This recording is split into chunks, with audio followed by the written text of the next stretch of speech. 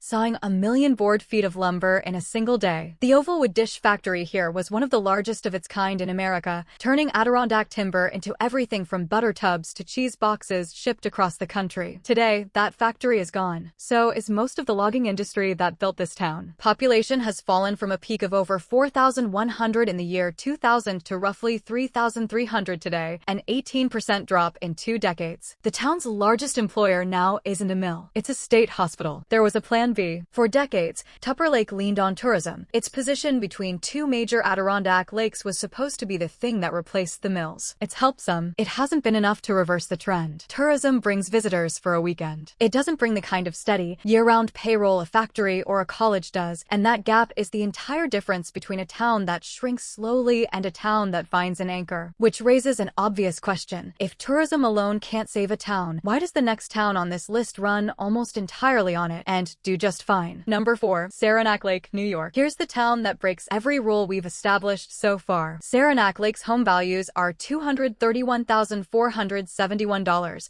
up nearly 12% in the past year. In a region where most towns have been losing people and property value for decades, Saranac Lake is doing the opposite. And the reason has nothing to do with mining, manufacturing, or the military. It has to do with tuberculosis. In the late 1800s, Dr. Edward Trudeau, suffering from TB himself, moved to the Adirondacks hoping the fresh mountain air would help. It did. In 1882, he founded a sanatorium, and Saranac Lake became one of America's major tuberculosis treatment centers. Patients arrived by the thousands, far more than the sanatorium could house. So residents opened their own homes. At the peak, nearly half the village's residences cared for tuberculosis patients. These became known as cure cottages, with oversized porches and huge windows designed to expose patients to fresh mountain air. That single health crisis physically shaped the town you can still see today. More than 60 cure cottages remain listed on the National Register of Historic Places. Then, in 1946, effective drug treatments changed everything. The disease that had supported Saranac Lake for decades suddenly disappeared as an economic engine. Most towns would have collapsed. Saranac Lake didn't. By then, it had a beautiful mountain setting, distinctive architecture, and an existing tourism industry. Today, its population is down about 4% since 2020. But unlike most towns we've seen, its home values are climbing. Saranac Lake proves tourism can replace a dying industry, but only when a town has something genuinely unique. And Saranac Lake had something no other town could copy: a century of history built around its cure cottages. Which brings us back to the towns that never found their second act, where the decline simply continued, with nothing to interrupt it. Number 3. Lowville, New York. Lowville tells a different story, because Lowville has something even Watertown would recognize: an anchor that never left. A Kraft Heinz plant here makes Philadelphia brand cream cheese, one of the largest cream cheese factories in the country. It employs 340 people directly. In 2015, when Kraft Heinz announced it was closing 7 plants nationwide, Lowville braced for the worst. Instead, the company announced an expansion: more jobs, not fewer. That single decision is a big part of why home listings here currently sit around $224,000, above the regional average. In a county where a wind farm just outside town also pays landowners and local taxes over $10 million a year, Lowville isn't thriving. But it's proof of the same rule as Watertown and Potsdam, just written in cream cheese instead of soldiers or students. Towns don't survive on geography alone. They survive on whatever keeps a payroll running, and sometimes that thing is as unglamorous as a national brand of cream cheese deciding your town is worth the investment. But some towns don't get an anchor at all. Some towns just quietly run out of people, and nobody ever notices until the school does. Number 2. Chateaugay, New York. Chateaugay is the steepest short-term decline on this entire list. In 2010, the town had 2,155 residents. By the 2020 census, just 10 years later, that number was 1,743. A loss of 19% in a single decade, faster than Massena's 50-year collapse, faster than Ogdensburg's century-long slide, compressed into one census cycle. There's no factory closure to point to here, no military base leaving, no mine running dry. Just a small farming and border community losing families faster than it can replace them, in a decade when almost nothing dramatic seemed to be happening. That's the scariest version of this pattern, honestly. Massena and Ogdensburg have an origin story, a plant, a shipping route, a specific villain you can point a camera at. Chateaugay doesn't. It's just quietly disappearing, and if you asked most of its remaining residents to explain exactly why, they'd probably struggle to give you a single clean answer. Sometimes decline doesn't need a cause. It just needs enough people deciding, individually and for their own private reasons, that staying isn't worth it anymore. It's worth noting the village core of Chateaugay itself has actually held closer to flat than the surrounding town. This is a rural town level decline, farmland and outlying households thinning out, more than a village center collapse. That distinction matters because it means the decline here is agricultural and demographic, not really about any single industry at all. It's just what happens when a farming region's population ages out faster than young families move in to replace it. And that brings us to number 1, the quietest ending on this entire list, and the one that captures everything this video has been building toward. Number 1. Fort Covington, New York. Fort Covington sits so close to the Canadian border that most New Yorkers couldn't find it on a map. It was originally called French Mills, settled in the 1790s by families from Quebec and Vermont who came for work at mills on the Salmon River. The name changed after a fort was built here during the War of 1812. In 2000, the town had 1,645 residents. By the 2020 census, that number was 1,531. A loss of about 7%, nowhere near Ogdensburg's collapse, nowhere near Chateaugay's decade of freefall. And that's exactly the point. Places like this don't get factory closures making headlines. There was never a single employer big enough to close. They just quietly lose a family a year for decades, until one day the school district doesn't have enough students to stay open. That's the version of decline nobody puts in a documentary. Not a single dramatic collapse, just absence, accumulating, one moving truck at a time, so slowly that nobody in town can point to the year it started. Compare Fort Covington's 7% loss over 20 years to Chateaugay's 19% in half that time, and you start to see just how differently decline can move even between two towns that, on a map, look almost identical. Same region, same border proximity, same lack of a single industrial anchor, and still, two completely different speeds. That's the uncomfortable truth underneath this entire video. There's no single formula that predicts which small town slides fast, and which one just barely holds on. Some of it is genuinely random. 15 towns, 15 completely different reasons for the same outcome, and every one of them left the same evidence behind.